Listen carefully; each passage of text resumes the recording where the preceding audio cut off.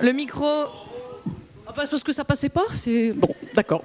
Merci, bonjour, bonjour, je recommence, bonjour, bonjour. Okay, I'll start again. Hello everybody, thank you everybody for being so in great numbers today.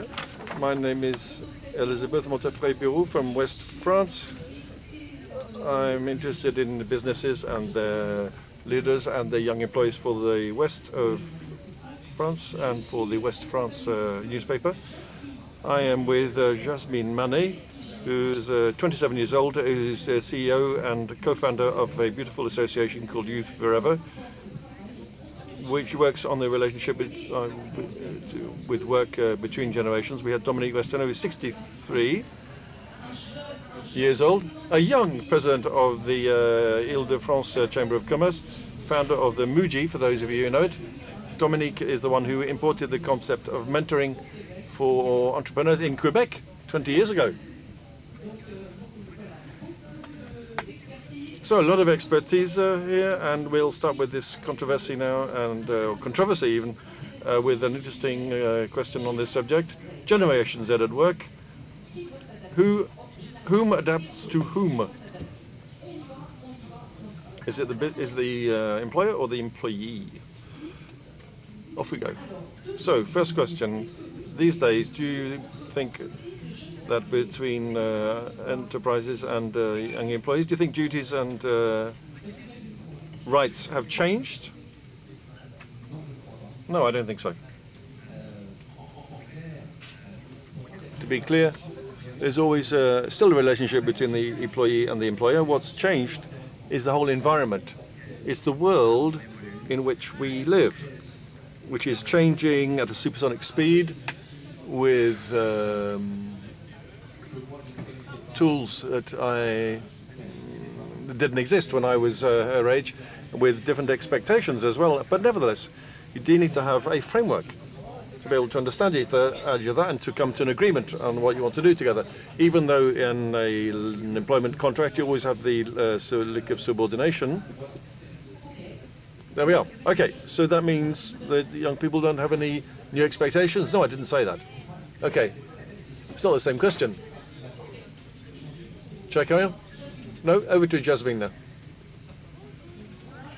So, duties and rights of employees and employers. To give a little more information about the association I founded 2.5 years ago, one of our jobs is to be an observatory. We write up studies on the relationship to work with for young people and older people, and we talk about working from home, for example. This is one of the major subjects that comes up a great deal, and I agree with Dominique. There has been a whole set of constraints which have changed the rules of the game a little bit. The number of crises that have to be managed, the demographic crises and political crises as well, as we see at the moment. All of these crises which are changing the rules of the game, and sometimes the law is lagging behind. I'm talking about the observatory because the latest study we published last April was on the constraints for work of the latest generations, where we asked the question, is it the end of long-term contracts? We talked about entrepreneurship contracts. We wanted to see whether young people were interested in this. We wanted to talk about contractual innovation, whether relationships at work have changed. And the answer really was no. What has changed is the presentation rather than the actual content. Okay, good transition now. For you, are employment contract still adapted to the expectations of young people and their expectations? Do we have to call it into question or not? So today, for those of you who are not legal experts, which was my case until I did this study, employment contracts, the new employment contracts are combinations of previous one. For example, in temporary working, short-term contract uses the rules of previous types of contract. The aim of the legislator is to create the conditions that are as close as possible to realities in the field and provide the best possible working conditions. But there are alignments amongst the youngest people which take into account the constraints of work, the working hours, the working conditions, the tasks to be performed every day, and they count the what you get in return, the salary, stability, retirement pension as well. and the promise is no longer the same. It's no longer kept. And so when we talk about the end of long-term contracts or not, the figures showed that long-term contracts are not disappearing because long-term contracts is no longer the holy grail. People aren't desperate to have a long-term contract anymore. As a proof that they've succeeded, no, a long-term contract is a series of guarantees, perhaps easier access to housing and access to a loan when you need one, etc., etc. So a long-term work contract is more a means than the grail itself that you need to be able to obtain. And so the expectations have changed. We're coming back to the fundamentals, especially as the economic situation is changing. And we have to be able to work and have to have some housing and a car as well. That's those are the basics. Then we have to think about the meaning of words we've heard a great deal, and think we have to specify what kind of young people we're talking about, and where, and when, and at what point in their career. Because a lot of these aspects of these questions have changed. I think we need to keep talking about this concept of the employment contract, which is first of all meaning, and for a certain number of years, meaning has come back into leading position, especially for young people, not only for young people. And also there's a question of that adaptation or to have the life that you want to have with flexibility of working hours. We talked about the 4-day working week. You can talk about working from home, of course, and multi-activity clauses and holiday leave. It seems to me, first of all, these are worthwhile aspirations. This is all very well when the company has the means to do it, but should it really be put in the employment contract? Let me give you a figure. And this is what we also have to bear in mind. 97% of businesses in France, 97%, have less than 20 employees. So we are a very big company where normally a lot of young people want to work for a big company. Not all of them, but a lot of young people want to work for a big company. They have the means, have the possibilities, the time to build something, and they have offers that are very interesting for their employees. When you're in a smaller company, an SME, it's much more difficult. In 97% of companies, if you do that only fundamentally in the terms of the employment contract, the company is going to have a huge problem. And if they have a huge problem, they're not going to recruit. And that's going to be another big problem. That's an important point to make. Then, meaning is all very well. That's very important. And for several years now, we could say the meaning of work means that young people want to be entrepreneurs and they want to take charge of their own lives. So they want to be entrepreneurs of their own lives, to have their own personal career plan by creating their own company that they can share with others. But there are two different concepts here. There's the question of adaptability.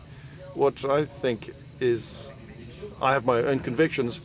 I think we need to have flexibility, and these young people, because they are intelligent and they are enlightened and well informed, they need flexibility, and they say, we want flexibility. Is it working from home? There are some people, is working from home no longer an option for you? Is it no longer an option for you? No. It's no longer an option. Well, in construction industry, can you do working from home? No. If you're in a restaurant, no. Don't think so either. Okay? So working from home is not for everybody, first of all. Then some people don't want to spend 3 days of the week working from home. Look at the Chamber of Commerce, for example. We have 2,000 employees, for example, and when we bring in somebody who's younger, they have to adapt. We have to help them take up their position when they're alone in their corner at home. It's not the same thing at all. When you're talking about sharing value in a company, what is this? This is a question of money, shares, shareholding. This is increasing a great deal. Is it free time? Is it time for societal commitments that young people are looking for? Or is it something else? Is sharing value, is that a key point, do you think, in terms of the employment contracts? My answer would be the same as Dominique, really. Well, you're supposed to be disagreeing with each other, but never mind. Well, we will find something to disagree on later on, perhaps. But I think the question of flexibility is very interesting because we've often talked about the balance between personal life and life at work. especially for the Z generation. I don't absolutely agree. I think the important thing is better integration, agility and flexibility to be able to tell your friends about your job and be proud of it. The COVID has shown that this is difficult, and when you force people to work from home, this can be difficult as well. Working from home has to be organized properly. One of the problems is that these are advantages, and we are losing the profound meaning of work, I think. I was talking about sharing a value. How do you see that? We're coming back to the fundamental points to do with work. For me, for some people, it might be very important to work from home, and I might want to give more of myself to the company I'm working for or the company I founded. So here, sharing a value is obligatory. You're contributing your own efforts, and so this is part of the value.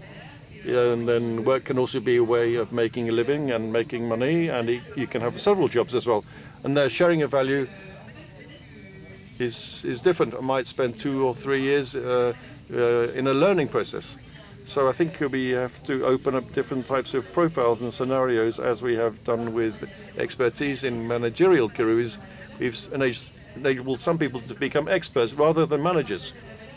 So we can have different, more subtle ways of sharing value, more depending on the category and depending on each person's aspirations. So people who want to share value can do so. It's not just a question of money.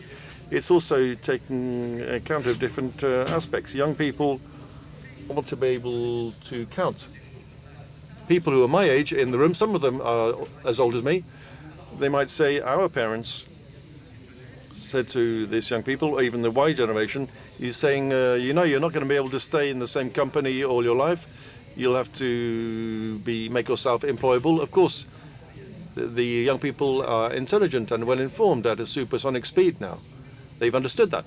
And so they are developing their employability, and they're also very interested in being able to count. They consider themselves to be a specific kind of group. I was talking about this earlier. A study has been published recently saying that 86% of the Z generation consider themselves to be special. Initially, I said to myself, well, it's a young person, like all young people. Well, they're not old, they're young. Well, I was 20 once, a long while ago, but except that there is one very interesting figure for the same question in 1957. A lot of people here weren't alive then. In 1957, compared to this figure of 86% of this young generation who consider themselves to be a special group, the figure in 1957 was 12% for the young people. So there's been a big change. Real need to take into account these special needs. I hope this is clear for the audience. In other case, this generation wants to be important. They want to be able to count. The risk here is that we turn this into a vocabulary. When we're talking about generations for the last 2 generations. It's become a marketing argument. There are all kinds of youth. But what I wanted to say is that I see a kind of risk of self-realization, of like a prophecy, self-revealing prophecy. The more we talk about the Z generation, you know, and we write articles on their case. I'm responsible also for that, but I know, globally speaking, the risk is that it creates a profile where we recognize oneself. You look at the trends on TikTok, for example. There are Gen Z trends, and I was really shocked by a study I saw. They asked a question to a sample of youth, several questions about what is your totemic animal, and in the answers, there are a large majority of lazy people, the paresseux, the monkey. Sloth. Yeah. Of a sloth. And a sloth monkey. And it creates a realization. Since I'm Gen Z, I'm like this, like that. I find it difficult to do this or that. And it locks you up, you know. And the risk of categorizing people is that you create a syndrome especially in enterprises where you turn that into policies. And that's where it's very dangerous. You know, you have a policy for the youth, a policy for the senior employees, etc., etc. And I think that's what you have to manage to create, is to open up the debate. Maybe it's louder, maybe it's non-negotiable for a lot of the Gen Z, but how do we recreate this debate? These are questions that we didn't address before, notably when it comes to recruiting. When you don't have the initial salary, the youth don't answer. So the salary grid, what time do you work, your scheduling. So what do you think of this, Dominique? Well, as far as I'm concerned, if I tell you, I'll be quite open. At the Chamber of Commerce of Paris, Île-de-France, we advertise a post, and what I believe is that there's a great diversity in the people who respond to this offer, and of course salary comes in there. You know, there can be jealousies and things depending on what you offer, but I think a good idea is to give an idea of the salary, sort of like a range. But can you have that for all functions? If you want to have the salaries of each of people working in the company, no, I don't publish that. I don't think it's a good idea. So I know a lot of examples, good and counter examples. What we see a lot is the transparency in the wages paid.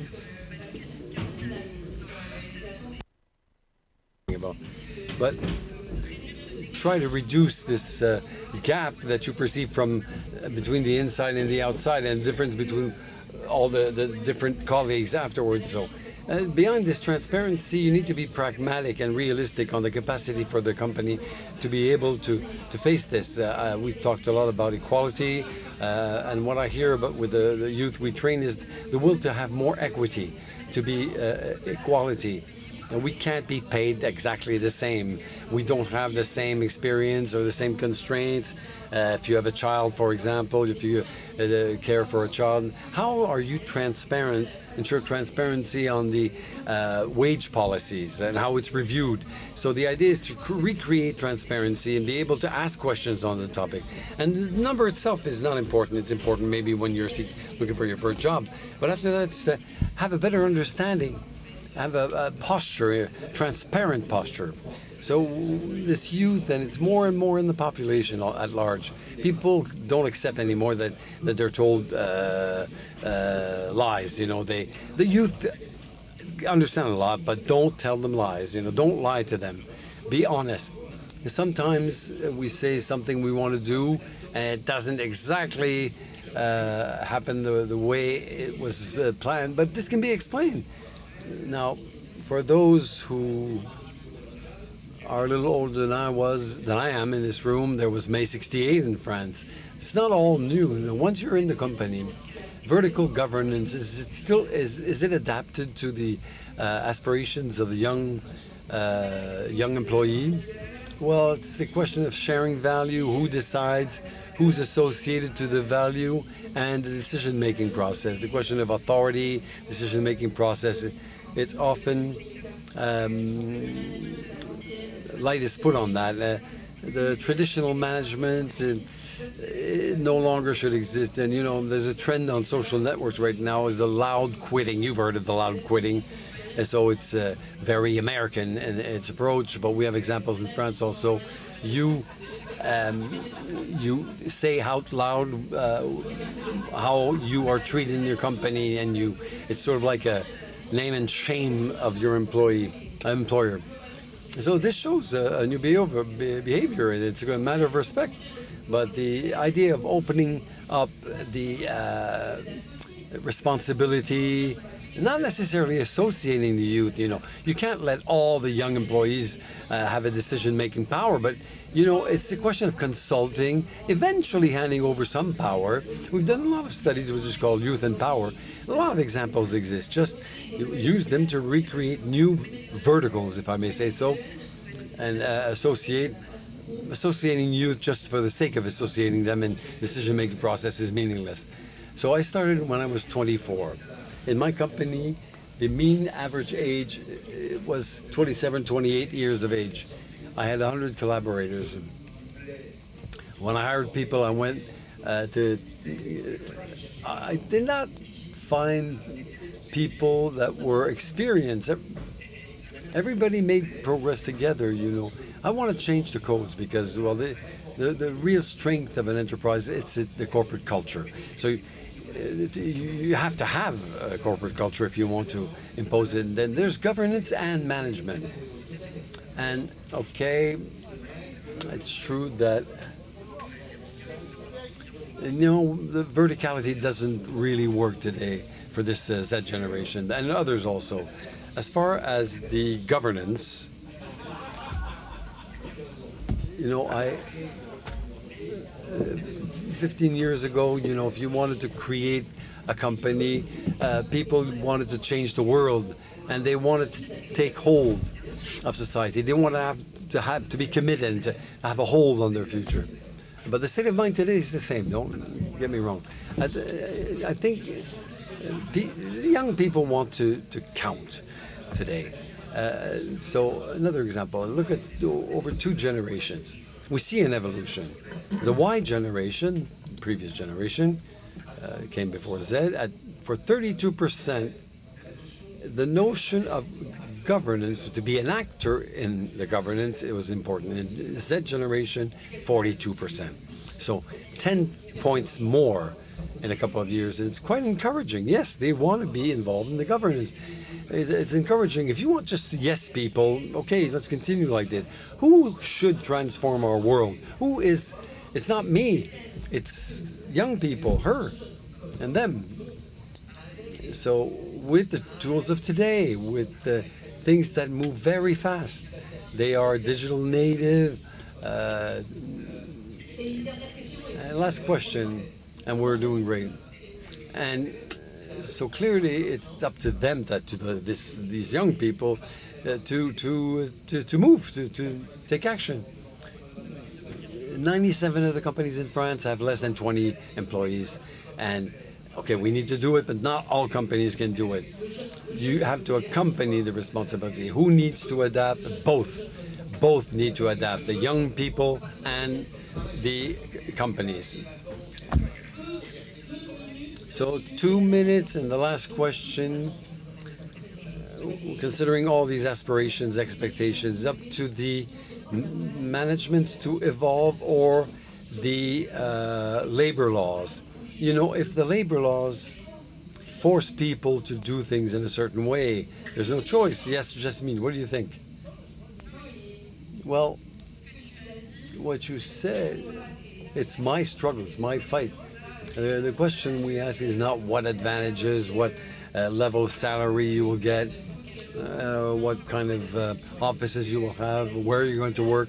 The question, the key question is who will do it. We talk about transformation, we talk about technology, demography, politics, environmental transition, youth delegation. Everybody's committed to contribute to turn this world into a world where we want to live. And so in this context, who's going to do it? With what means? What businesses? What administration? So it will play at all levels, and labor laws are laid there. It's a lot of wordy. It's very wordy and very cumbersome. It's not flexible. But I think we have to have a new narrative. There are new ways to ensure entrepreneurship. But for this, we have to make people more responsible, notably the younger, who are the first level, and they don't feel at ease. They're not. They think it's useless. We thank the Secretary of Commerce for inviting us, but that's why we're here with the youth delegation, is to try to advocate our convictions and not only talk, but to be heard. And we have a transformation to do. I look at the Chamber of Commerce. We train 72,000 people in 14 schools. ESSEC, HEC, the business school. And so inside all our programs, we have modules for entrepreneurship. We have incubators. We also set up programs around the CSR. it's a duty that we've adopted with our own experience, because we have to help them along those paths. And now, who needs to adapt? Both need to adapt. And this youth has to understand that not everything just happens with a magic wand. We need to evolve. There was a question we didn't address here, was a question on housing and like that. Michelin in the 50s, Michelin tires, you know, they had housing for their employees, employee housing, and we evolved. Okay, so I'm sorry it's too short, half an hour, but it's a controversy. I think we have paths, we have some orientations. I hope you enjoyed this. Thank you.